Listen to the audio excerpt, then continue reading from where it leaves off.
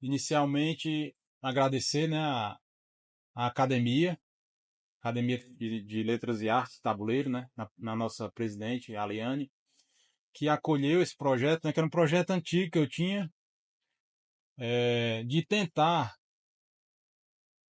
facilitar ou tornar mais acessível mesmo uma obra como essa, né, que é uma obra de realmente difícil leitura, né, assim, inicialmente.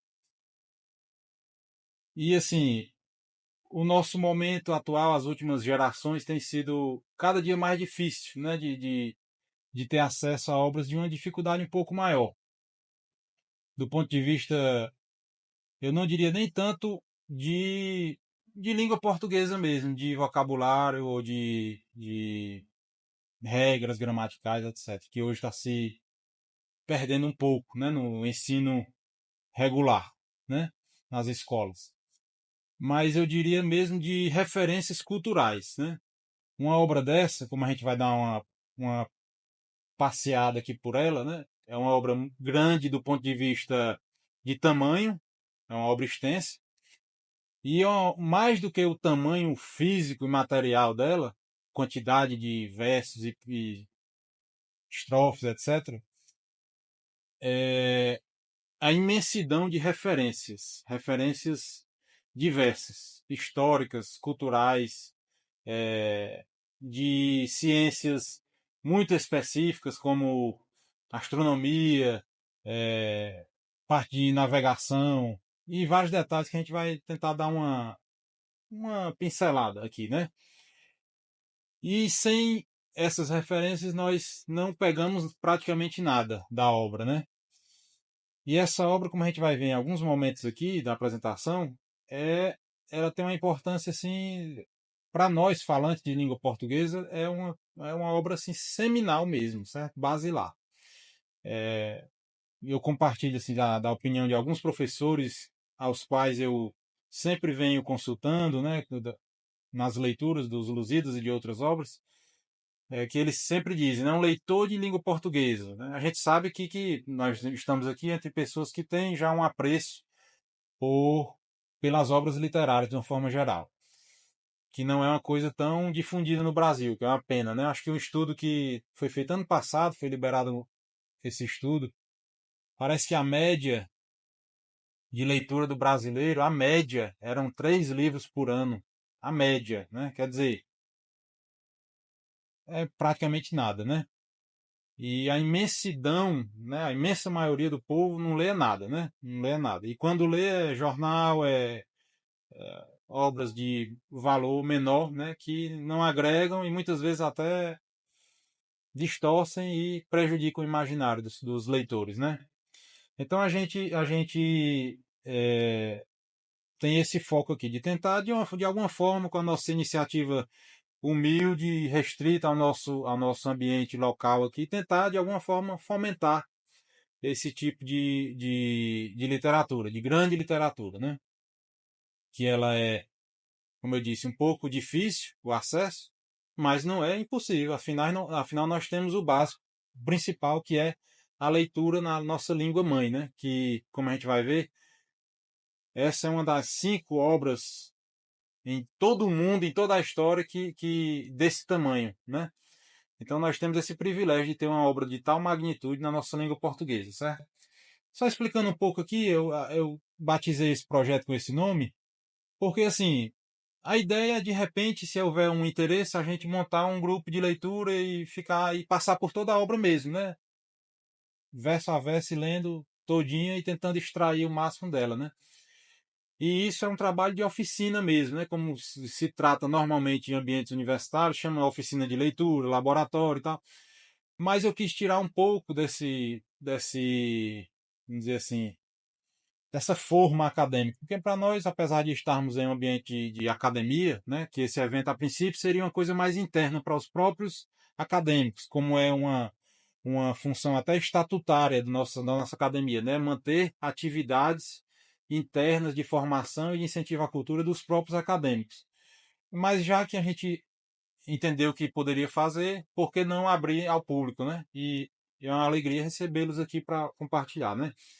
E eu escolhi esse nome Forja porque ele não é uma oficina qualquer, não é uma oficina de bijuteria, de coisa de barro, de coisinhas frágeis, né? Mas é uma coisa mais forte mesmo, firme, né? Como na forja você trabalha com modelar ferro, né? Modelar uma coisa dura de substância mesmo que tem firmeza e perenidade, né? E essa obra que a gente vai ver aqui, os Lusíadas, tem isso de sobra, né? Essa substância, essa firmeza e essa sobrevivência no tempo. E eu abro aqui essa apresentação com esse poema de Fernando Pessoa, né? Um poeta português que escreveu, né? Ó mar salgado, quanto de teu sal são lágrimas de Portugal. Por ti cruzarmos, quantas mães choraram, quantos filhos em vão rezaram, quantas noivas ficaram por casar, para que fosses nosso, ó mar. Valeu a pena? Tudo vale a pena se a alma não é pequena. Quem quer passar além do bojador tem que passar além da dor. Deus ao mar o perigo e o abismo deu, mas nele é que espelhou o céu. Quer dizer, esses dois versozinhos, né, que praticamente todos nós já ouvimos inúmeras vezes, né? Valeu a pena, tudo vale a pena se a alma não é pequena. Aí eu pergunto, quantas pessoas que usam esses versos aí no Instagram e tal, sabe de onde é que vem esses versos, né? E sabe a profundidade que tem isso na nossa língua portuguesa. E aonde estão enraizados esses versos, né? Bom, Fernando Pessoa, esse livro dele que chama-se Mensagem, ele tentou fazer uma coisa semelhante ao que, que o Camões fez nos Lusíadas, né? Tentar resgatar essa história de Portugal, né? E de onde ele foi buscar esses versos, né? Nada mais, nada menos do que nos Lusíadas de Camões, né? Que lá no canto 4 ele vai dizer assim: depois de aparelhados desta sorte, de quanto tal viagem pede e manda, aparelhamos a alma para a morte, que sempre aos nautas ande os olhos anda, para o sumo poder que a telecorte sustenta com a vista veneranda, imploramos favor que nos guiasse e que os nossos começos aspirasse. Partimos-nos assim do santo templo, que nas praias do mar está assentado, que o nome tem da terra, para exemplo, donde Deus foi em carne ao mundo dado. Certifico-te, ó Rei, que se contemplo, como fui dessas praias apartado, cheio dentro de dúvida e receio, que apenas nos meus olhos ponho freio. Quer dizer, Os Lusíadas não é uma obra de história, certo? História, os historiadores, e no caso na época de Camões aqui, chamavam-se os cronistas, eram pessoas pagas pelos reis, né, para escreverem as histórias daqueles monarcas, né? Então, o rei fulano de tal fez isso, aquilo, aquilo outro. Numa linguagem jornalística mesmo, de cartorial, né, para registrar as datas e os acontecimentos mais importantes. Mas Camões era um poeta gigante, né? E ele sabia, né, que ele era grande, né? E ele sabia que a história que ele ia contar merecia um grande poeta e um grande apuro na língua portuguesa, né? Então, aí a gente vê a beleza do negócio desse aqui, né? Quando ele diz assim, né? Partimos-nos assim do santo templo que nas praias do mar está assentado. Quer dizer, o nome dessa praia, né? A praia, que o nome tem da terra, por exemplo, donde Deus foi em carne ao mundo dado. Quer dizer, o nome da praia que as caravelas saíam de Lisboa para descobrir tudo que eles descobriram, chamava-se a Praia de Belém. Só que ele não ia botar, né? Os navegadores saímos aqui da Praia de Belém. Não.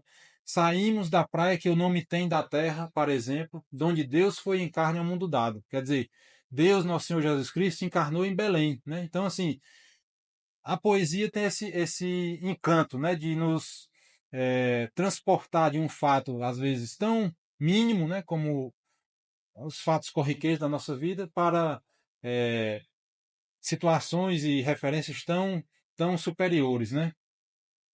E o Camões continua ainda. Isso aí ele está retratando a despedida dos navios que saíam de Portugal para tentar descobrir as Índias, né? A Índia. E ele dizia, né? Nestas e outras palavras que diziam de amor e de piedosa humanidade, os velhos e os meninos o seguiam, em que menos esforço põe a idade, Os montes mais de perto respondiam, quase movidos de alta piedade. A branca areia as lágrimas banhavam, que em multidão com elas se igualavam. Nós outros, sem a vista levantarmos, nem a mãe nem a esposa neste estado, por nos não magoarmos ou mudarmos do propósito firme começado, determinei de assim os embarcarmos, sem o despedimento costumado, que posto que é de amor usança boa, a quem se aparta ou fica mais magoa. Isso aqui é o Vasco da Gama, o chefe da expedição, dizendo que teve que antecipar a partida para não, né, não dar tempo dos navegantes se despedirem das suas mulheres, da sua esposa de direito, porque senão existia o risco de mudarmos o propósito firme começado. Quer dizer, a turma ia desistir, né? Porque, como eu li na estrofe anterior, né? Aparelhados é, do medo, né?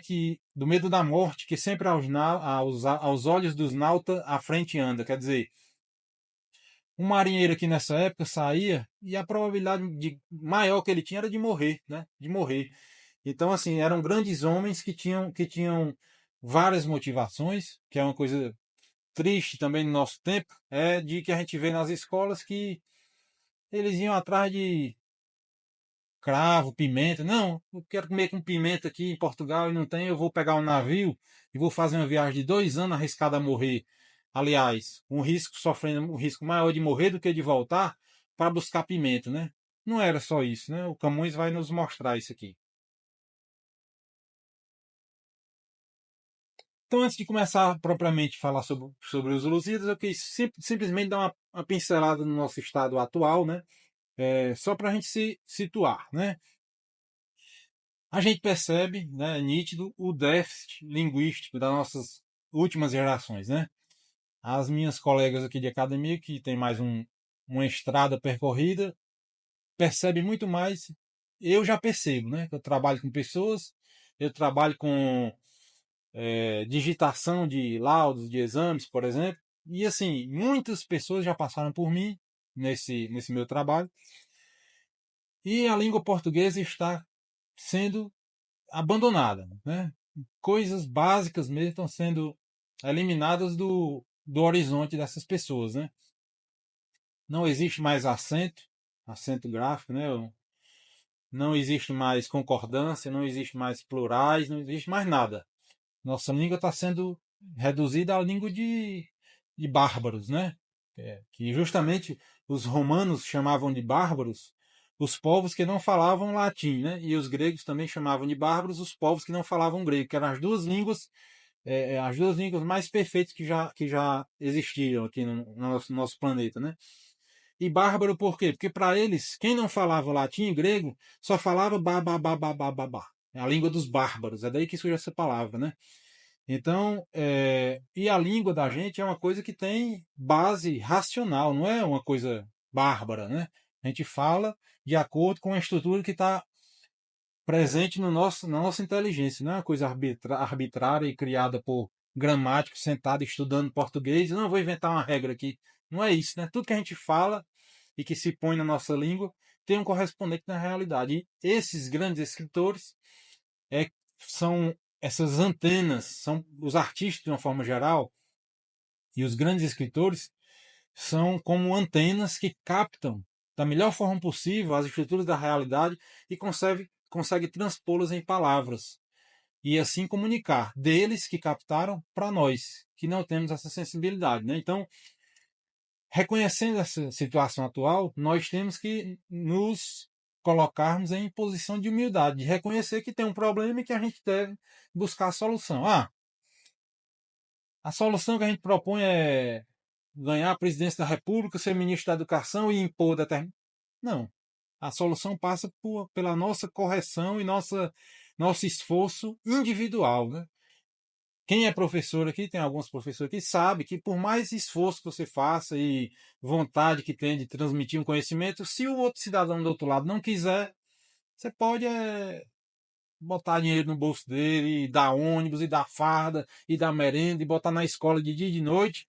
Se o aluno, o estudante não quiser, não entra, não entra. Né? Então, assim, e cada vez que esse intervalo entre as grandes obras da nossa língua e das outras, né, aumenta, com a outra ponta da linha, que é os alunos e nós, que somos eternos alunos, né, e estudantes, é, essa comunicação entre os grandes homens, grandes escritores e nós vai ficando perdida, né?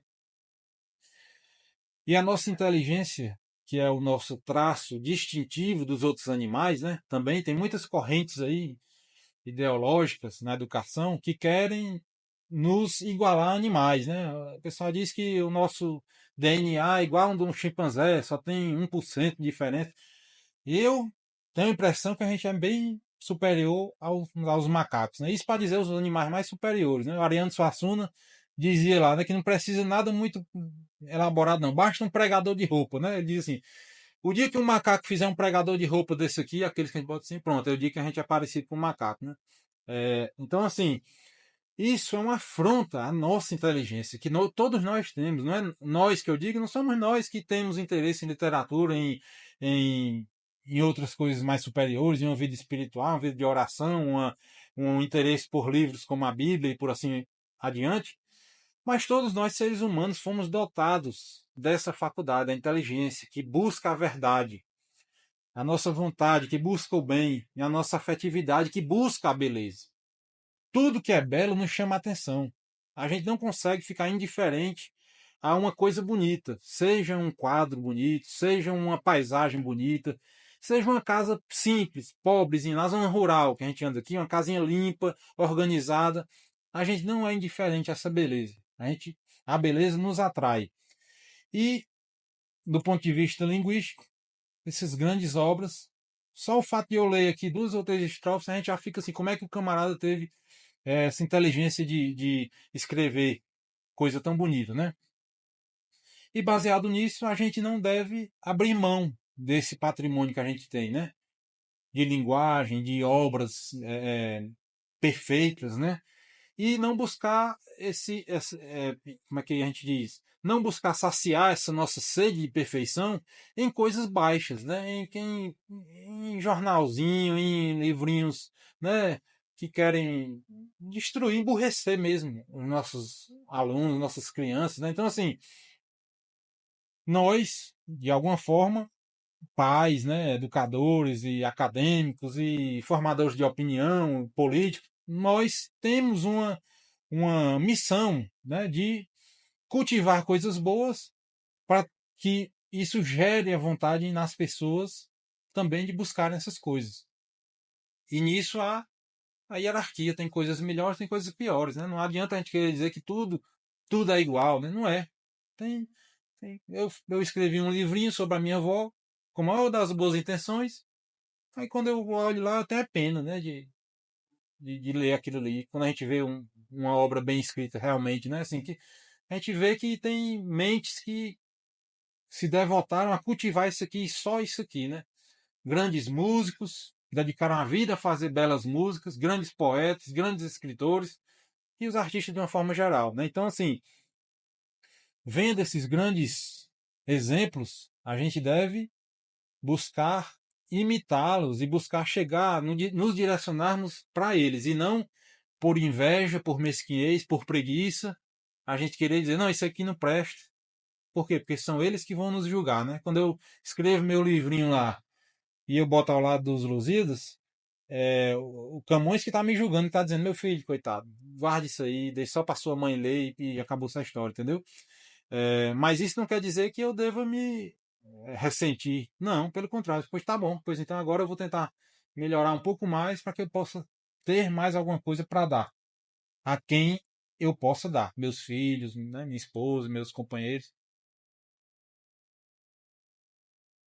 Então, assim, por que é que a gente lê? Né? A gente nasce ouvindo essa história. Né? Você tem que ler, você tem que ler.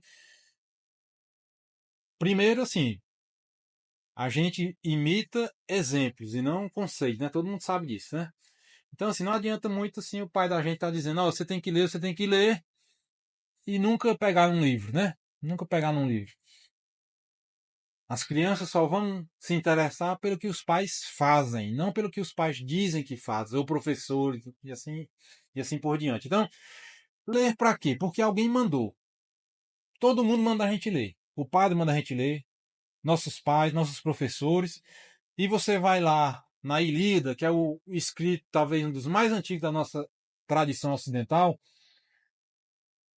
um dos momentos lá, o Aquiles, que é o personagem central desse livro, está dizendo que aprendeu quando era criança, decorando os grandes poemas daquela época. Quer dizer, uma história que se passou em torno de 1.200 anos antes de Cristo, e já era tradição ensinar as crianças através de grandes poemas. Né? Quer dizer, então desde que o ser humano começou a desenvolver a atividade da escrita, se percebeu que isso aí fortalece, desenvolve a inteligência. Né? Então, assim, e a nossa linguagem é a primeira coisa que a gente começa a aprender desde criança, começa a falar. E tem coisa mais maravilhosa, né, do que ver uma criança aprender a falar.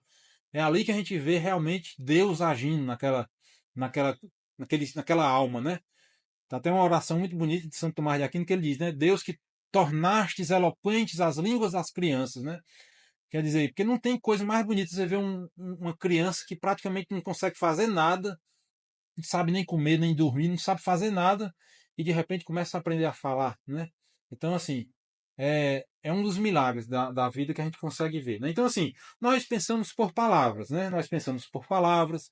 Quando a gente vai pensar qualquer coisa, nós não pensamos em música, nós não pensamos em equações matemáticas, nós não pensamos em linguagem de computadores, não. Tudo que a gente vai pensar, se eu perguntar aqui, Dona Irene, por favor, me diga o que é tal coisa. Ela vai criar um discurso na mente dela e vai passar através da sua fala, ou da sua escrita, ou de uma, né, qualquer outra forma de linguagem, mas primordialmente é a linguagem escrita, a linguagem humana, né?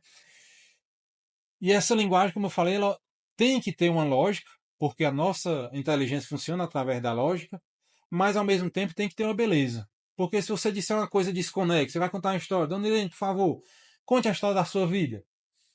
Que eu estou interessado, eu quero saber. Ela vai dizer, não, ontem eu estava almoçando não sei o quê, aí em 1950 e tanto eu fiz tal coisa. Quer dizer, não tem lógica, não tem conexão, a coisa perde o interesse. Nós só mantemos o nosso interesse em uma história se ela tiver a lógica interna preservada, mas tiver elementos de beleza que a nossa inteligência é capaz de criar, né? E essa leitura que a gente faz de grandes obras e elas aumentam o nosso repertório de linguagem, né? Tem aqui alguns colegas médicos, né? A doutora Maia, o doutor Antônio Carlos. A gente sabe que uma das maiores aflições de um atendimento médico, muitas vezes, é a incapacidade que o paciente tem de dizer o que está sentindo, certo? O paciente chega sentindo, seja o que for, né? Uma dor ou uma angústia, ele não sabe dizer. Não sabe dizer por quê? Porque não tem repertório. E nós, como médicos, somos treinados a instigar naquela pessoa e dizer, ó, você está sentindo uma dor? É. Essa dor é como? É como se fosse uma furada? É uma dor em queimação? É uma ardência? Então você vai dando ferramentas para aquela pessoa para que a minha intimidade de médico se aproxime da intimidade daquela pessoa que está sofrendo, para que haja essa verdadeira comunicação e que a gente possa tentar ajudar aquela pessoa a resolver o seu problema. E isso é em todas as áreas da nossa vida, seja no trabalho, seja em casa, né? O beabá de uma vida de casal, por exemplo, é a conversa, um diálogo, né? É assim que as coisas se resolvem. Seja no ambiente de igreja, de parlamentarismo nosso, né, que é a coisa. Bom, parlamentarismo, né, nossas casas, os parlamentos, essa palavra vem de parlar, que é o verbo falar, né? Então, assim, e você fala quando você sabe o que você vai falar e você sabe como falar, né? Nosso amigo Leico ali sabe que você às vezes tem a melhor da intenção de resolver um problema, se você falar da forma errada, botou tudo por água abaixo, né? Então, desenvolver essa capacidade linguística é essencial no nosso convívio humano, né? É a principal ferramenta de formatar a nossa inteligência. Né? Depois que você aprende a falar e a pensar né, e a ter um repertório linguístico, é que você vai começar a conseguir é, convencer, elogiar uma pessoa, defender uma pessoa que está sofrendo uma injustiça, né? todas as possibilidades que a retórica nos dá de nos comunicarmos e conseguir obter determinados resultados, né? E assim também, e assim também ter acesso a exemplos de outras vidas, né? Que a gente nunca teria a oportunidade de viver, né? Eu que sou homem passo a ter a capacidade de ter acesso à mentalidade de uma mulher, por exemplo, quando você pega um livro de uma grande escritora. Se eu sou rico, eu tenho uma capacidade de entrar no imaginário e no sentimento de quem é pobre, através de um grande escritor. Né? Se eu sou um médico, eu tenho a capacidade de entrar na mente de um advogado, de um político, e assim sucessivamente. Né? Então, assim, essa capacidade de exercitar e de engrandecer a nossa capacidade de linguagem, ela nos permite toda essa gama de atuação mesmo, né? De áreas de atuação na nossa vida em sociedade, né? Que é o básico da nossa vida humana. Então, certo. Isso aí a gente precisa ler por causa disso. E por que ler poesia, né? Porque, bom, assim, eu não tinha pessoa mais preconceituosa com esse tipo de coisa do que eu, né? Então, na escola a gente não viu, eu não vi. Bom, eu estudei no Colégio Diocesano aqui em Limoeiro, um dos melhores colégios da região. Eu estudei no Farias Brito e Aridiçá, lá em Fortaleza, dos melhores colégios de Fortaleza. Eu estudei na Universidade Federal, João Pessoa, que só por ser federal já tem uma bagagem de boa instituição de ensino. E eu peguei os Lusíadas para ler com 20 e poucos anos de idade com essa formação e não consegui ler. Quer dizer, faltou alguma coisa na minha formação. Como falta muita coisa na formação das últimas gerações que tem mudado o perfil de ideias educacionais que funcionaram por milênios, né? Aí vem revolucionando a educação, não tem sentido, né? E aí eu me propus a tentar resolver isso. E graças à internet, hoje a gente tem acesso a muitos cursos muito bons, pessoas muito boas que estavam lá estudando dentro do quartinho delas lá, ou dentro de uma faculdadezinha lá, não sei aonde, e hoje tem acesso a expor seu trabalho de uma forma exponencial mesmo, né? Então, assim, graças a Deus, tive acesso a alguns cursos e tal, que abriram a minha mente. E depois que você abre, aí você já fica frustrado por não ter condição de abarcar tanta coisa boa que aparece, né? E a vontade que surge de ser de você passar para o outro, né? Quando você tem acesso a uma coisa boa, você tem vontade imediata de passar para o próximo, né? Então, assim, a poesia tem o primeiro aspecto de beleza sensível, quer dizer, tudo que chega à nossa inteligência vem através dos sentidos. Nada chega à nossa inteligência, à nossa alma, que a gente não tenha percebido pela visão, pela audição, pelo tato, né? Então, assim, a poesia é bela por si só, como a gente vê aqui em vários momentos. Acima disso, ela traz uma série de ferramentas e de estruturas de inteligência mesmo, que para você desvendar aquele texto, você tem que desenvolver a sua inteligência. E, em grau máximo, você tem que pegar um texto desse, uma poesia dessa, e transpor na sua vida. Não adianta nada você ler um texto desse, decorar, sair aqui falando de memória, o pessoal achar bonito e você não viver nada daquilo. Não, aquilo ali não fazer uma real transformação na sua alma, né? A beleza poética deleita os ouvidos e comove a alma. Essa frase do professor que eu tenho de internet também, Sidney Silveira, grande medievalista. Então a gente pode ver aqui, por exemplo, Nel mezzo del caminho, poema de Olavo Bilac. Cheguei, chegaste, vinhas fatigada e triste e fatigada eu vinha. Tinhas a alma de sonhos povoada e a alma de sonhos povoada eu tinha. E paramos de súbito na estrada da vida, longos anos presa a minha, a tua mão, a vista deslumbrada, tive da luz que teu olhar continha. Hoje segues de novo, na partida, nem o pranto os teus olhos umedece, nem te comove a dor da despedida. E eu, solitário, volto a face e tremo, vendo o seu vulto que desaparece na extrema curva do caminho extremo. Quer dizer, você olha para isso aqui, isso é bonito, né? Não tem como você ouvir ou ler isso aqui e achar que não é bonito. Ótimo. É o primeiro degrau que a gente acabou de ver, a beleza sensível. é bonito de ver, é bonito de ouvir, é bonito de ler, né? Certo. Mas a gente tem que dar um passo a mais.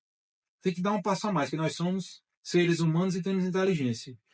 Olavo Bilac, aqui um grande poeta, ele não quis só escrever isso aqui porque era bonito. Ele está falando aqui de uma experiência vital na vida dele, né? Então ele está falando aqui da morte da sua esposa, né? Então o cara não ia escrever isso aqui. Ah, eu vou escrever, minha mulher morreu, eu vou escrever um negocinho bonito aqui. Não é isso, né? Então daqui você disse, você vê que cheguei, chegaste.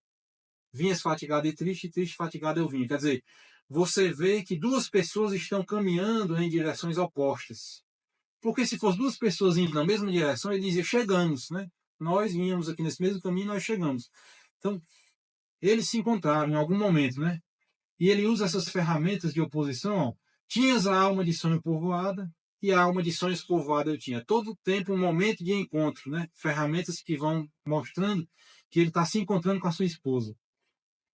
E paramos de súbito na estrada da vida. Longos anos presa a minha tua mão, a vista deslumbrada, tive do teu olhar tive da luz que teu olhar contigo. Quer dizer, ele está de mãos dadas com a mulher dele, olhando nos olhos dela. Quer dizer, isso é a coisa mais íntima, quase a coisa mais íntima que um casal pode fazer, não é? E a gente sabe o quanto é difícil a gente olhar nos olhos de outra pessoa, né? E passar a vida toda olhando segurado na mão de outra pessoa e olhando nos olhos dela. E hoje ela segue de novo, né? Na partida, ela não tem o pranto nos olhos, nem ela se comove com a despedida, né? Quer dizer, e ele está ficando e ela está indo, né? E ela está dobrando na última curva do último caminho, quer dizer, a última curva do último caminho da gente é a nossa morte, né? Então, assim, se eu não observar essa riqueza num poema desse, perdi a maior parte dele. E a gente vai para o terceiro degrau. Se eu não pegar isso aqui e não olhar para o que, é que eu estou fazendo com a minha mulher na minha casa, será que eu estou pegando na mão da minha mulher, olhando para os olhos dela e tendo em vista isso aí que um dia ela pode partir na minha frente ou eu posso partir na frente dela. Será que eu vou estar com essa tristeza que esse homem está aqui? Porque ele botou o nome do título do poema, Nel mezzo del cammino, não é de graça, não é para ficar bonito em italiano. Isso aqui é o primeiro verso da Divina Comédia, que diz o quê? A história de um homem que está perdido na vida e está descendo no inferno. Ele vai visitar todo o inferno. Quer dizer, o Olavo Bilac ele está aqui numa situação que ele está se sentindo na porta do inferno. Né? Então, assim, se a gente não tiver todas essas experiências evocadas na leitura de um texto desse, a gente simplesmente bababá, né? Linguagem de bárbaro, só repetiu sons, né? Isso aí qualquer pessoa pode fazer, né? A gente tem que buscar esses andares superiores. Então, resumindo, né? A poesia, mais do que as outras artes, nos dá um domínio maior dessa linguagem, que traz todas essas vantagens que a gente viu. Fortalecimento da memória, porque a gente tem que decorar isso aqui. Porque eu só consigo meditar num poema desse se eu decorar ele e ficar pensando nele. Né? Estou no carro, estou me lembrando daquele. Acontece uma situação na minha casa, minha mulher fica doente, rapaz, se ela morresse agora, eu me lembro desse poema. E, rapaz, tem que resolver tal coisa, melhorar tal coisa. Eu estou falhando nisso, e assim sucessivamente. Né? Um apuro do senso estético, quer dizer, você vê um poema desse, você não vai achar mais qualquer coisa bonita. Né? Vai ter que ter um. Você sobe a linha de corte. Né? Você não vai olhar, por exemplo, tem um poema lá que diz assim: a abelha por Deus foi amestrada sem haver um processo bioquímico. Até hoje não houve nenhum químico para fazer a ciência dizer nada. O buraco pequeno da entrada facilita a passagem com franqueza. Uma é sentinela de defesa e a outra se espalha no vergel. Sem turbina, sem tachos fazem mel, como é grande o poder da natureza. É bonito, né? Mas eu estou falando de uma abelha, né? Certo? Aí você pega e vê outro exemplo. Um camarada que era um camarada que tinha uma vida dissoluta, desmantelado, um grande poeta, que está na beira da morte aos 40 e poucos anos, vai morrer, tá? Sabe que vai morrer. E ele está tendo delírios, e em um belo momento de lucidez que ele tem, ele se acorda, pega o papel e escreve. Aí ele diz assim: meu ser evaporei na lida insana do tropel de paixões que me arrastavam. A cego eu cria, a mísero eu sonhava, em mim quase imortal a essência humana. De que inúmeros sóis a mente ufana, existência falaz me não dourava, mas eis sucumbe a natureza escrava ao mal que a vida em sua origem dana. Deus, ó Deus, quando a morte a luz me roube, ganhe um momento o que perderam anos, saiba morrer o que viver não soube. É bonito e é muito superior, né? O camarada está vendo a morte, viu que desgraçou a vida com tudo de que não presta, mas ele está chegando na morte, viu que é corrompido pelo pecado original, né? Ao mal que a vida em sua origem dana, né? E pede a Deus que naquele momento da morte ele tenha tudo isso redimido, né? Quer dizer, o pensamento cristão e tal, foi o Bocage, né? Um cara que é conhecido hoje, quando é conhecido, só pelos poemas pornográficos que ele escreveu. Muitos, né? Muito imorais e tudo mais. Aí no lugar de botar um negócio desse para a turma ler, né? Bota, o Bocage só tem poemas de desmantelo e tal. Então, assim, quem tem acesso a isso aí, que busca esse tipo de material, que traz experiências reais por trás desses textos, né? Um cara desse não escreve, ele está morrendo, ele não tem um momento mais grave na nossa vida do que as palavras de uma pessoa que está morrendo, né? A pessoa está morrendo, chama assim, meu filho, eu estou morrendo, então eu quero lhe dizer isso, isso, isso, quero lhe pedir perdão, quero que você faça as pazes com sua irmã, por exemplo, né? Aquelas palavras da pessoa que está morrendo tem um peso assim enorme, né? Então assim, buscar essas experiências que estão embutidas nesses textos. E não simplesmente ler e ouvir como quem, né, fala qualquer coisa. Né? Bom, aqui a gente viu que a gente deve cultivar o hábito da leitura, no caso aqui especificamente o hábito da leitura, no caso da poesia, por esses motivos que a gente falou rapidamente aqui, senão a gente não tem fim, né? E por que ler os Lusíadas, né? Primeiro porque grandes pessoas mandam, né? Mandam.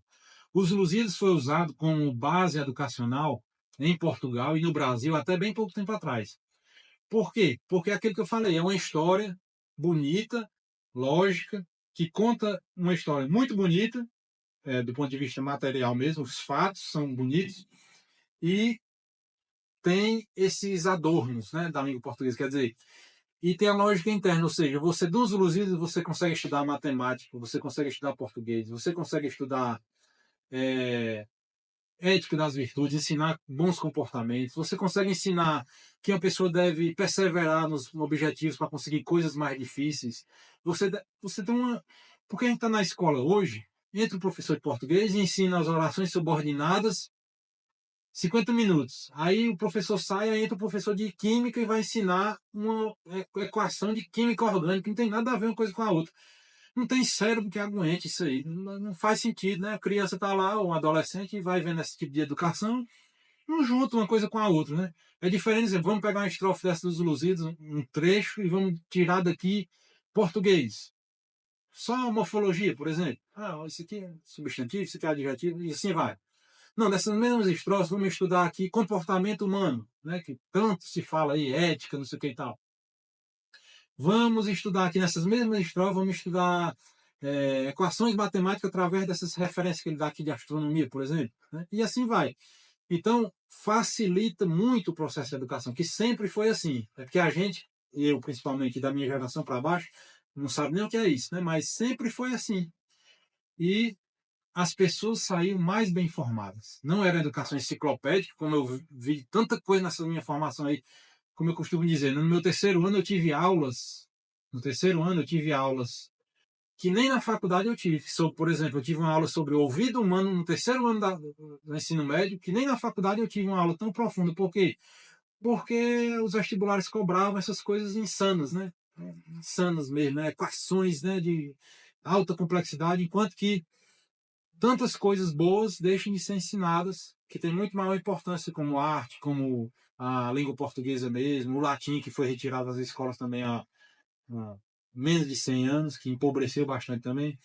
Então, assim, se os grandes mandaram, só por autoridade a gente deve obedecer, né? Por quê? Porque são grandes. Então, Joaquim Nabuco, um dos maiores brasileiros que já pisou aqui nesse pó desse Brasil, né? o abolicionista, né? Foi o maior lutador pela abolição da escravidão. Um cara que era uma inteligência ímpar aqui no Brasil, né? O que é que ele fazia? Quando houve a proclamação da República, ele virou depois um embaixador do Brasil, foi o primeiro embaixador do Brasil nos Estados Unidos. O que é que ele fazia lá? Dava conferências nas grandes universidades dos Estados Unidos falando sobre os Lusíadas. Quer dizer, traduzindo os Lusíadas para inglês, mostrando o que é que a riqueza que tinha na nossa língua portuguesa, defendendo o Brasil, que em última instância é Portugal, perante os Estados Unidos, que era a grande potência na época, já se formava, né? Dom Pedro II, quando Dom Pedro II foi expulso do Brasil com a proclamação da República, ele só pediu para levar basicamente duas coisas.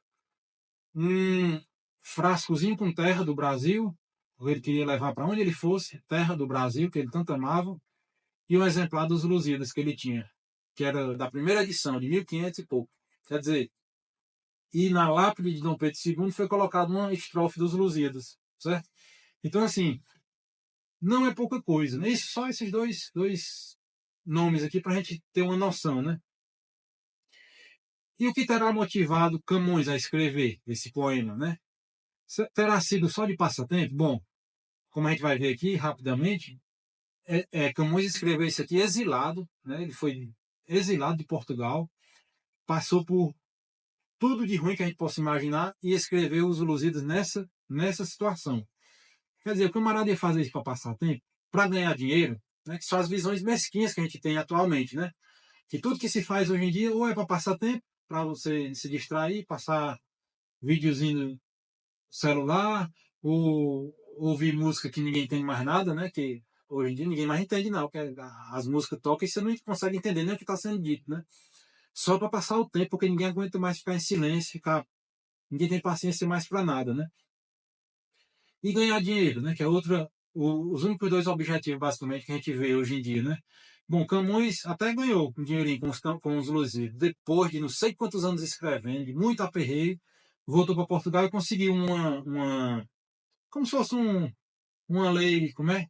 A lei hoje de incentivo à cultura, Paulo, essa lei aí que dá dinheiro para o povo fazer as coisas, projetos de cultura, né?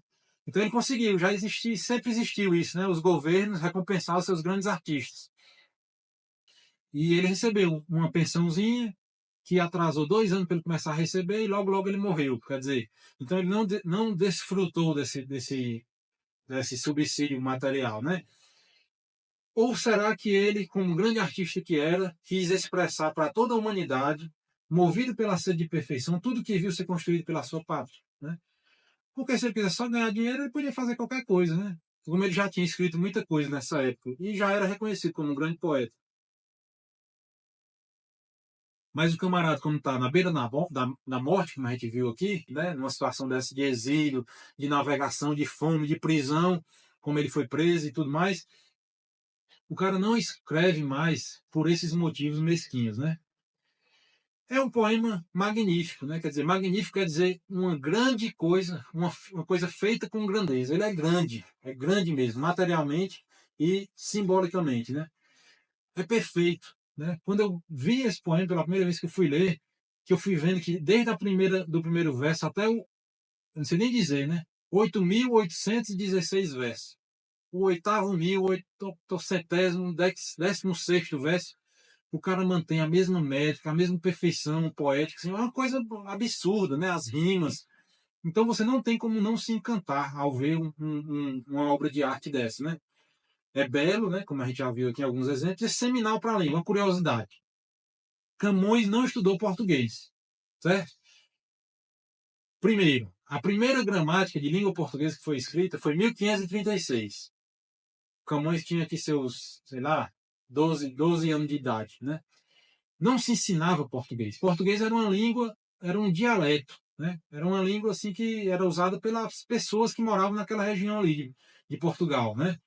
Se estudava latim, latim que era a língua formal desde 2.000 anos quase antes de Camões, né? Então era isso que era ensinado nas escolas. E a partir disso, essa é a riqueza de Camões, porque a partir desse estudo do latim, ele deu um salto naquela língua dele, que era apenas um dialeto, e transformou aquilo numa língua verdadeiramente digna de ser chamada de língua, né? Então, assim, foi Camões que criou a língua portuguesa. A língua portuguesa não era falada? Claro que era falada. Era escrito desde 300 anos antes ou um pouco mais.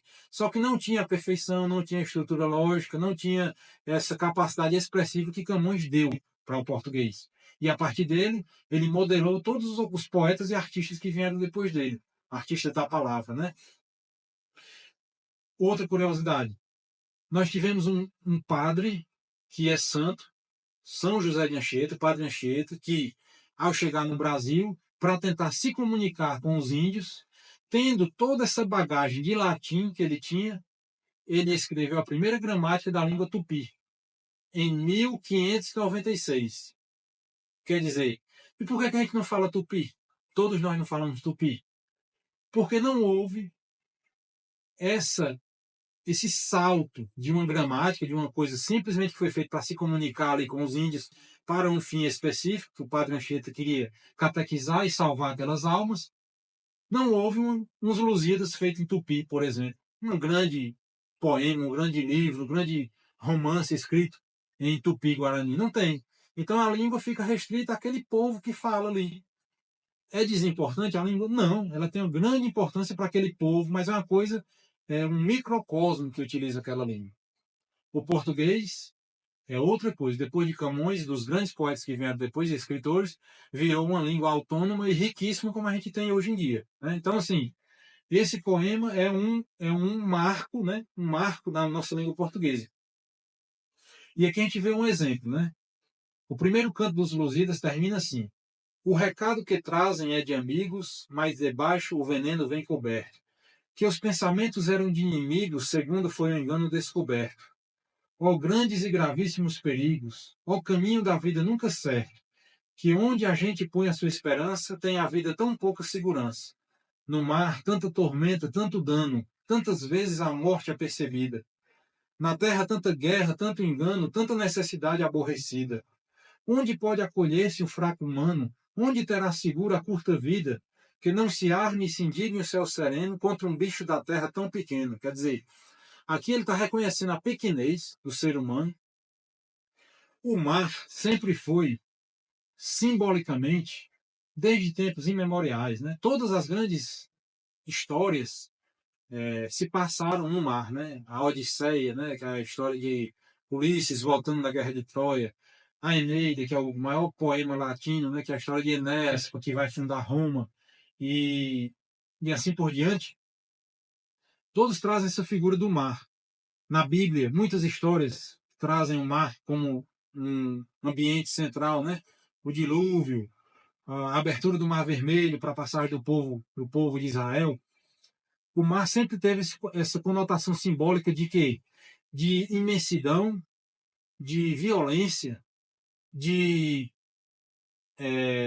simples incapacidade do homem controlar. A gente é um simples nada na frente do mar, né?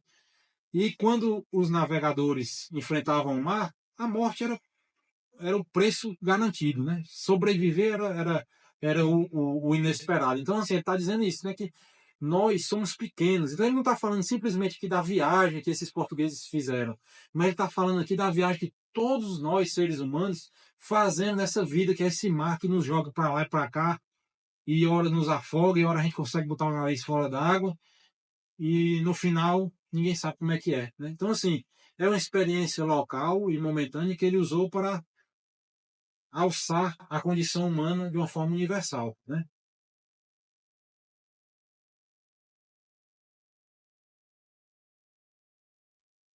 E quem foi Camões, né?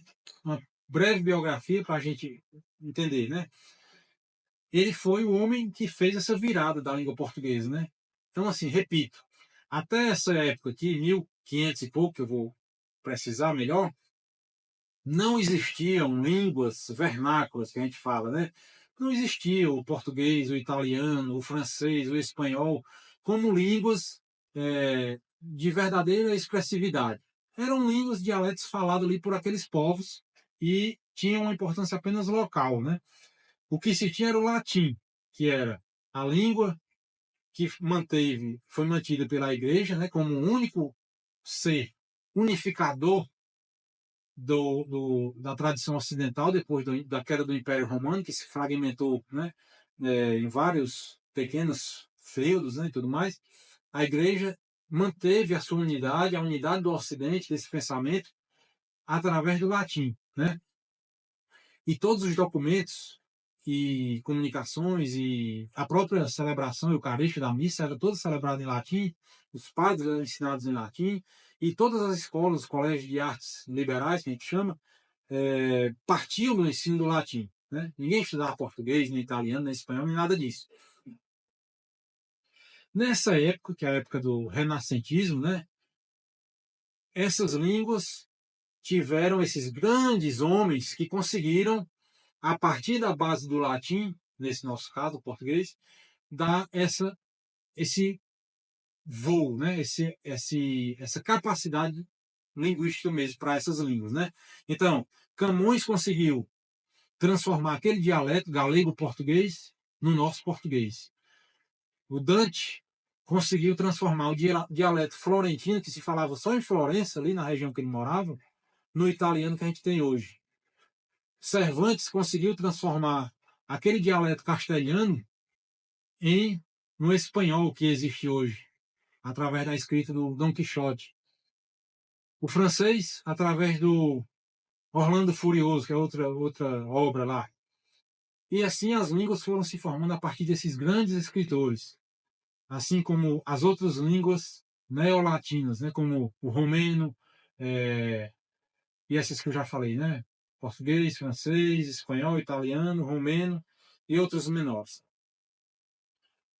Na Itália se falava vários dialetos. O dialeto florentino, napolitano, milanês e vários. Mas o italiano atual é o de Dante, de Florença. Por quê? Porque ele teve o gênio de pegar e transformar aquilo em uma língua verdadeiramente com esse potencial. E no nosso caso foi o Camões, o maior poeta da língua portuguesa, né? Se a gente não amá-lo, se a gente não cultivá-lo, quem o fará, né? Todas essas ferramentas para a língua portuguesa e a licença poética, né? Que, bom, tem alguns erros de português nos Lusíadas, erros na nossa visão de hoje, né? Por exemplo, a gente sabe que a gente não deve começar uma frase com um pronome, né? Me dê, né? Me leve. E tem alguns versos de Camões que começam assim. Por quê? Porque para ficar bonito naquele momento ele precisou fazer essas inversões. Então é melhor errar com Camões em alguns lugares, em alguns momentos, do que acertar com certos gramáticos, né, que se apegam a simples regras, né, e não utilizam a gramática como uma ferramenta de expressividade. Né? Então, só uma breve situação no tempo mesmo, né, para a gente entender o que é que aconteceu aqui. Camões nasceu em Lisboa, acha-se, que não tem tanta certeza, em 23 de janeiro de 1524. Quer dizer, o Brasil tinha acabado de ser descoberto, esses fatos que ele narra nos Lusíadas tinham acontecido há 20 e poucos anos, porque a viagem de Vasco da Gama, que é a viagem que ele narra, aconteceu em 1497. Então, quer dizer, não estava nem com 30 anos que havia. Quer dizer, imagine, a gente parando para pensar na nossa realidade. 30 anos atrás é quando? 1990, né? 90 e pouco. Quer dizer, o impeachment do Collor está na nossa mente aqui, né? As diretas já está na mente de muitos aqui, né? Quer dizer, esses fatos estavam vivos na alma dos portugueses na época que Camões nasceu. Era uma revolução que os portugueses conseguiram descobrir todo esse mundo e integrar um mundo que estava isolado desde havia quase 1000 anos, né, que quando o Império Romano caiu e os muçulmanos invadiram todo o norte da África a própria Península Ibérica e fecharam toda a comunicação do Ocidente Europeu com a Ásia, então havia mais de 1000 anos praticamente de isolamento. E os portugueses conseguiram refazer essa ligação entre a Europa, a Ásia e, ainda de quebra, descobrir o nosso continente americano. Então, assim, é uma coisa que a gente não consegue nem ter dimensão. A gente vê assim, o homem foi para a Lua, é um negócio fantástico ir para a Lua, né? Mas pelo menos você sabe que você chega na Lua, não tem ninguém lá para lhe matar, né? Os portugueses enfrentavam, né, os índios, os africanos, enfrentavam intempéries né, climáticas, né? Então, assim, uma viagem dessa daqui, que durou praticamente 3 anos, essa primeira viagem do Vasco da Gama, que aquele narra, são inúmeros episódios que ele narra de perigos e tal. Quem de nós teria essa coragem de enfrentar um negócio desse hoje em dia, né? Praticamente ninguém. O homem moderno hoje está, assim, acostumado com vida boa, com tranquilidade, né, e tal. Então, assim, é preciso cantar esses homens, esses feitos, para que isso nos mova, o mínimo que seja, para a gente ser um pouco melhores, né? Um pouco mais fortes, mais prudentes, mais generosos, mais valentes, assim sucessivamente, né? Então ele nasceu em Lisboa em 1524 e aos 13 anos vai para Coimbra. Primeira não, uma das primeiras universidades criadas no mundo pelo rei Dom Dinis de Portugal, lá na cidade de Coimbra, né? Até hoje está lá. E ele vai estudar no Colégio de Artes, que se ensinavam as artes liberais, né? Gramática, retórica, dialética, aritmética, geometria, música e astronomia. Era isso que se ensinava na formação básica de um ser humano naquela época. Quer dizer, ensinava você a falar e a pensar para depois agir com as coisas, né? Então, assim, tudo tinha uma lógica nesse método de ensino clássico que perdurou, como eu digo, praticamente 2000 anos e vem sendo reformado há pouco mais de 150 anos, aí, com os resultados que a gente vê, né? Que a gente é fadado a achar que está tudo ótimo. Por quê? Porque a gente vê o progresso tecnológico, né? A gente vê um celular desse, a gente vê um computador, vê um avião, e pensa que isso é a finalidade última da nossa vida, né? Quer dizer, certo, os portugueses inventaram as caravelas e descobriram o mundo, conseguiram criar um navio, né, que foi um avanço tecnológico enorme, e daqui a pouco tem outro navio mais importante, mais tecnológico, e vem outro, e vem outro, e vem um avião, e vem um foguete, e só Deus sabe o que é que vai ter mais na frente. E o ser humano continua na mesma, continua tendo os defeitos e as qualidades que todos os seres humanos sempre tiveram e sempre terão, né? O ser humano é um só e sempre será um só, né? Com seus vícios e virtudes a serem evitados e a serem buscados, respectivamente, né? Então, assim, a gente deve ter uma educação para a formação humana e não para apertar parafusos, né? Quanto que a gente vê isso, né? Na minha profissão mesmo a cantiga que a gente ouve, né? A medicina humanizada e tudo mais. Por quê? Porque nós somos ensinados a apertar parafusos na faculdade, né? Só que são parafusos um pouco mais sofisticados, né? Mas essa mentalidade de resolver problemas físicos aqui, não, eu tenho pedra na vesícula, eu vou abrir e vou tirar as pedras na vesícula. Ah, doutor, eu tenho depressão, não interessa, eu quero abrir sua barriga, tirar sua vesícula e acabou essa história. A formação humana vem antes disso. Para ser um bom médico, um médico humano, você não se torna isso dentro da faculdade. Você pode até melhorar e tudo mais, mas você tem que ter essa formação antes para ser um bom professor da mesma forma, um bom advogado, um bom comunicador, um bom parlamentar, tudo, né? A nossa formação vem antes da nossa formação profissional, né? E o sistema de educação clássica, ele prezava por isso, e não simplesmente por uma técnica, ensinar uma técnica, né? Isso se via depois. Os cursos superiores de direito canônico, de medicina e das artes de ofício, né, arquitetura e tudo mais, era depois dessa formação, né? E Camões só estudou isso. Só estudou, como eles dizem, né? Camões só tinha um ensino médio, que era esse aqui. Aprender esse ensino humanístico básico, né? Então ele foi para a África, lutou guerras na África, perdeu um olho, ficou cego de um olho numa batalha. Numa briga em confusão lá em Lisboa, ele feriu um cidadão lá, que era nobre, e foi condenado. Foi preso e foi condenado ao exílio, né? E foi nesse exílio que ele passou pela China. Veja só, hoje, para a gente ir para a China, quantos de nós vamos para a China, né? Naquela época era de navio e naquelas condições, né? Então, foi bater na China, foi para a Índia, foi para Moçambique, na África, rodou o mundo todo. Então, ele escreveu do que ele viveu. Ele não escreveu de coisas que ele pensou lá dentro do quarto dele, num ambientezinho confortável, certo? Foi. Bom, que outro episódio interessante. Em Goa é uma ilha uma ilha na Índia. que era território português. Até hoje tem essas fotos aqui são lá. São igrejas portuguesas, estão lá ainda. E lá tem esse episódio aí icônico na vida dele, que ele sofreu um naufrágio. Numa dessas viagens, ele sofreu um naufrágio e ele conseguiu salvar os manuscritos dos Lusíadas, que ele estava carregando. E nesse mesmo naufrágio, a mulher dele, que ele vivia naquele momento, morreu afogada, que era uma companheira de origem chinesa, chamava Dinamene, e ela morreu, né, nesse naufrágio. Né? E a turma até brinca, né, que ele preferiu salvar os Lusíadas do que salvar. Claro, não foi isso, né? Mas e ele escreveu um desses sonetos que são os mais conhecidos dele, justamente por isso, para essa mulher, como se ele estivesse falando com ela, né, que ela morreu ali afogada nesse naufrágio, ele diz: Alma minha gentil que te partiste tão cedo desta vida descontente, repousa lá no céu eternamente e viva eu cá na terra sempre triste. Se lá no assento etéreo onde subiste, memória desta vida te consente, não te esqueças daquele amor ardente que já nos olhos meus tão puro viste.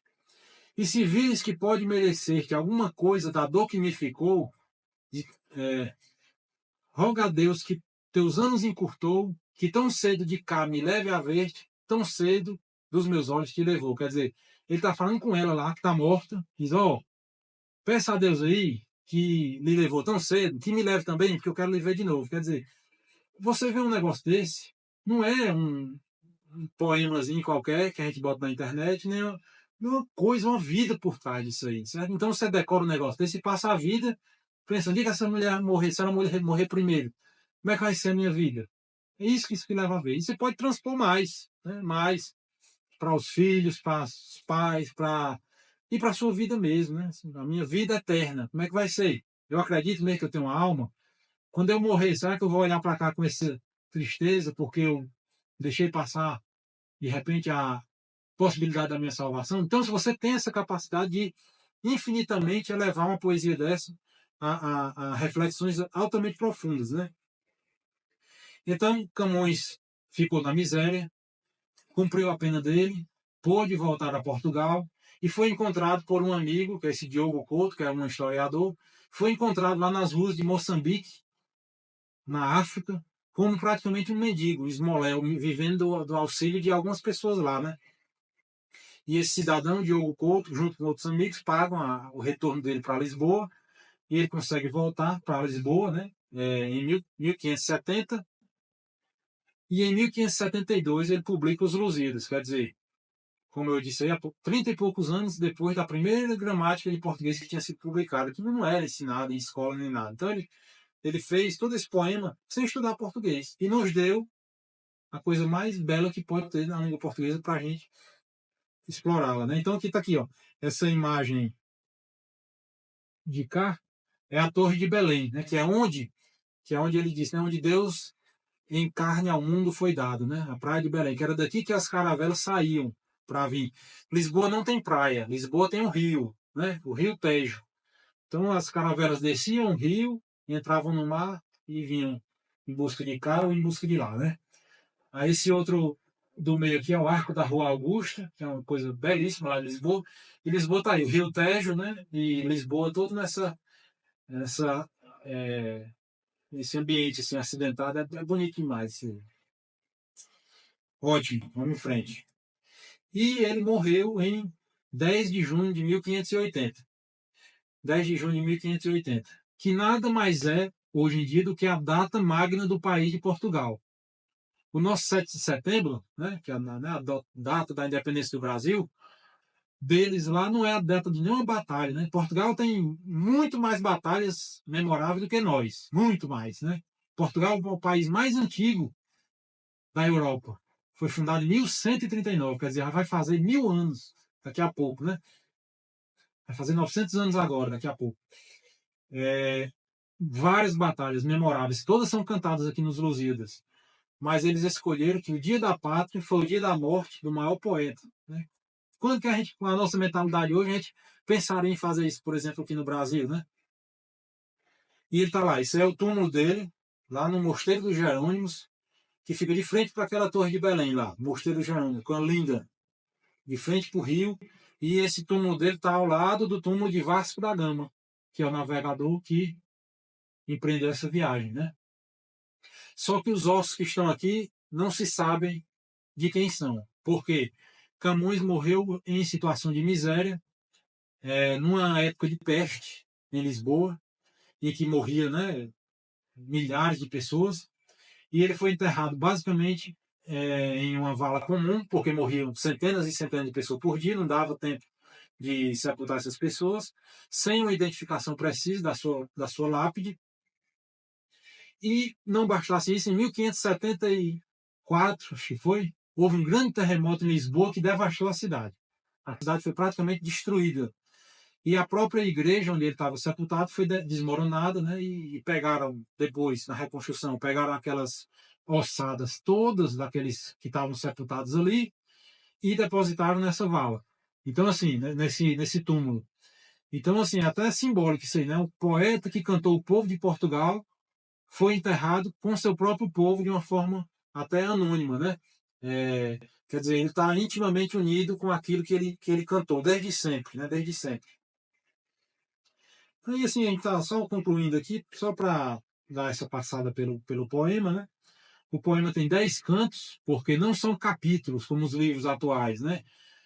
A poesia era feita para ser cantada, declamada. Tem um componente musical, né? Tem a métrica, tem as rimas, e é para facilitar a memorização, porque não se tinha acesso a papel como a gente tem hoje, nem a celular, nem nada disso.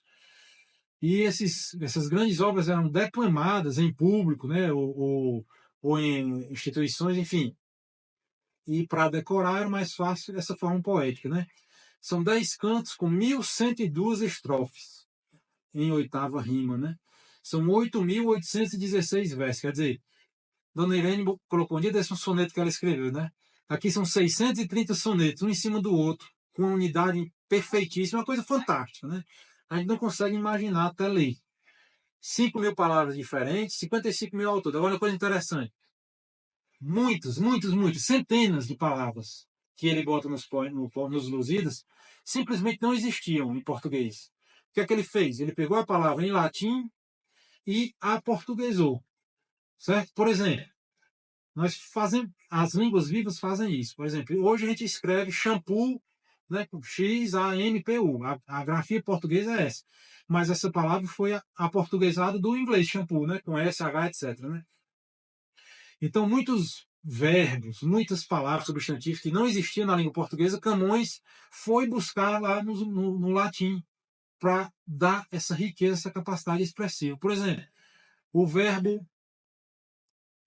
sobrar, né? A gente usa hoje em dia, sobrar. Está sobrando cadeira aqui, não encheu. Não existia esse verbo, só existia o verbo superare em latim, que tem um sentido mais profundo, que é uma coisa que superar, a gente sabe, né? Uma coisa que abarca e transcende aquilo que se supera, né? Então, se eu superasse, vamos dizer aqui, se eu me propusesse a superar o Camões, eu teria que ter a capacidade de abranger tudo o que ele fez e fazer algo a mais, né? Isso é que é o sentido de superar. Mas quando eu preciso dizer aqui uma coisa banal e corriqueira, não existia essa palavra. Então, Camões deu uma pequena modificada e inventou o verbo sobrar. Isso são centenas e centenas. Tem livros. Eu consegui um dia desse, um no sebo, o livro tem bem uns 200 anos, está se acabando lá em casa, que é Latinismos dos Lusíadas. O cara foi pesquisar todas as palavras e estruturas sintáticas e tudo mais que Camões colocou, que não existia em língua portuguesa até aquele momento. Então, uma riqueza não. O cara que consegue fazer isso aí é, é, é uma mente privilegiada, né? Como ele mesmo sabe, né? É uma epopeia nacional, quer dizer, a epopeia é um grande poema que narra os feitos de um homem, né? A Ilíada é uma epopeia sobre Aquiles. A Odisseia é uma epopeia sobre Ulisses, o Odisseu. A Eneida é uma epopeia sobre Enéas. E os Lusíadas é uma epopeia não sobre uma pessoa, não é sobre Vasco da Gama, é sobre os portugueses de uma forma geral, sobre um povo, sobre uma nação. Por isso que ele chama Lusíadas, né, que é do povo luso, da Lusitânia, que era o nome antigo de Portugal. E os Lusíadas, a princípio, são os 148 portugueses que saíram com Vasco da Gama, mas que Camões transpôs isso para todo Portugal e para nós, em última instância. A gente não pode renegar essa nossa herança, né? Há algumas fontes que são citadas não, são aludidas nos Lusíadas, né? Para ver o tamanho da erudição desse homem, né? Homero, Virgílio, Ovídio, Horácio, Plauto, Ptolomeu, Diógenes, Plutarco, uma imensidão de poetas, historiadores e cronistas, etc.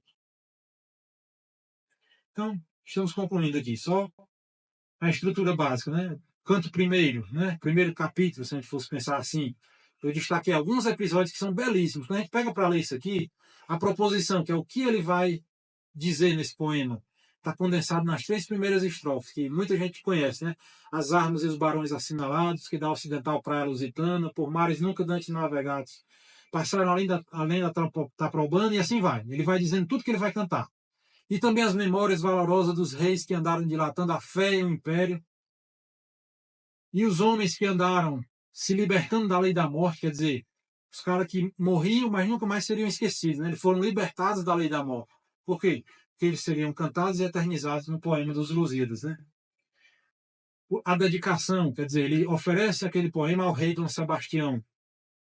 Aí vai dizer todo um elogio ao rei, né?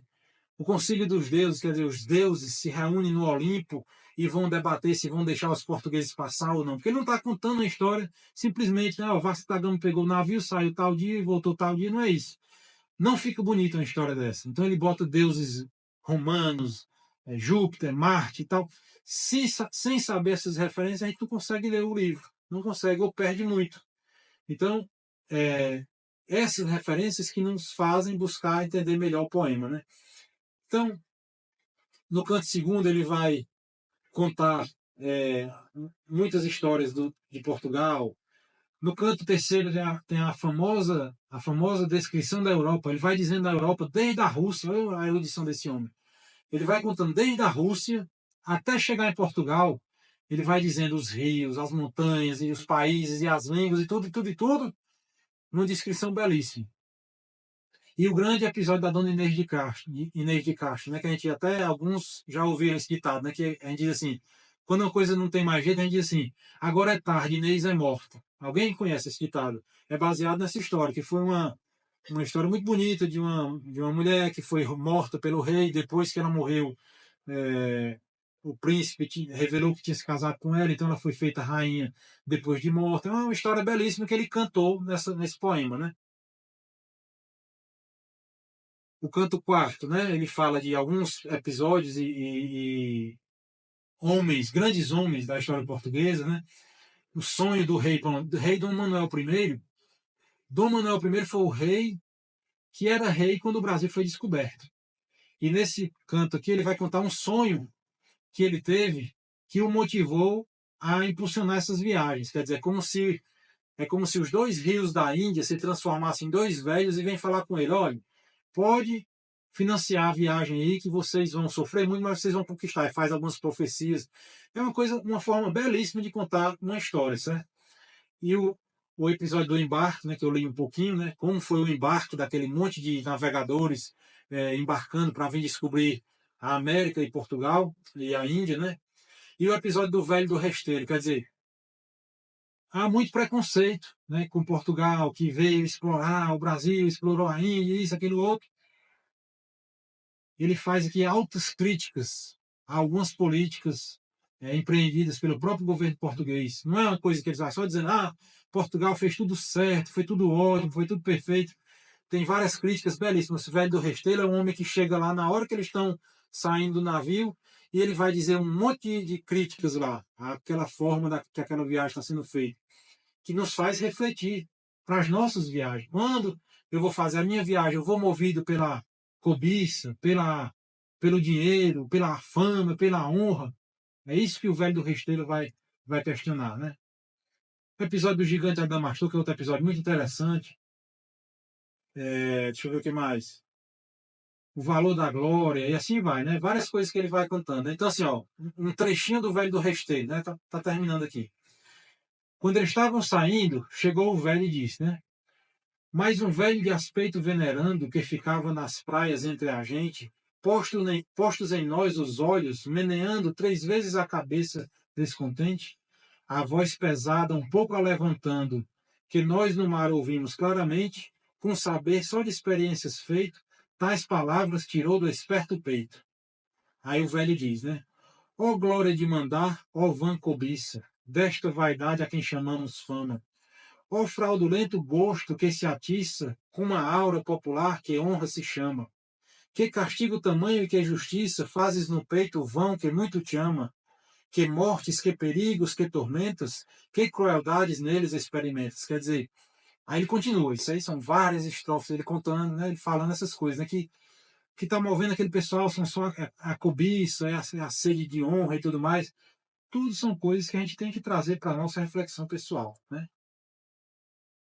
Tem os outros quatro cantos, né? E termina, né? O Camões conclui lamentando a vida. Por quê? Porque em 1572, quando ele publica Os Lusíadas, ele já estava vendo Portugal, ó, afundar, né?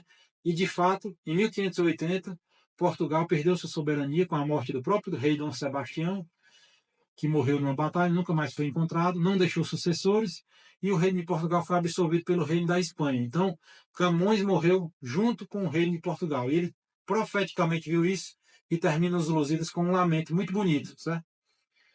E só para concluir aqui, né, ele fala mais uma vez, mais um tom de crítica que a gente deve observar, né? Ele diz, ó, ele falando com os governantes, né? Isso serve para os nossos governantes atualmente, né?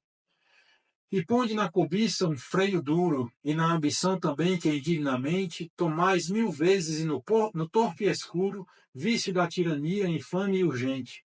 Porque essas honras vãs e esse ouro puro, verdadeiro valor não dá a gente, melhor é merecê-los sem os ter, do que possuí-los sem merecer. Ó, não tivesse bonito, né?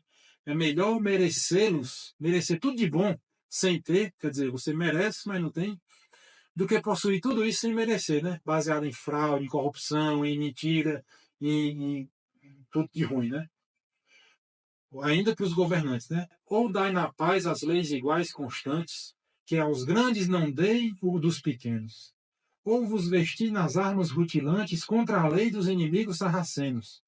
Fareis os reinos grandes e possantes, e todos terem mais e nenhum menos, possuireis riquezas merecidas, com as honras que ilustra tantas vidas, né? Bonito, né? Então, era esse panorama que eu queria dar, né, a respeito da obra, né, e do escritor, né? E, bom, a ideia era essa, né? E de repente, se houvesse, se manifestarem algumas pessoas que queiram, né, ler realmente os Lusíadas, a gente pegar o canto primeiro e tentar em um encontro ler aquele canto todo. Para ler corrido, a gente demora em torno de 30, 40 minutos, né? Um canto desse. Só que para comentar e para extrair não tem fim, né? Não tem fim. É uma vida, ele mesmo diz em algum momento, né? Não, é num soneto que ele faz sobre a história de Jacó e 7 anos de pastor Jacó serviu, né? Para ganhar a sua esposa, né? Jacó serviu a Labão serrando na bela. Tem um soneto de Camões sobre essa história, que é belíssimo. E ele diz que serviria mais se para tanto amor não fosse tão curta a vida, né? Então, assim, uma vida para ouvir, para ver a obra de um escritor desse aqui é pouco, né?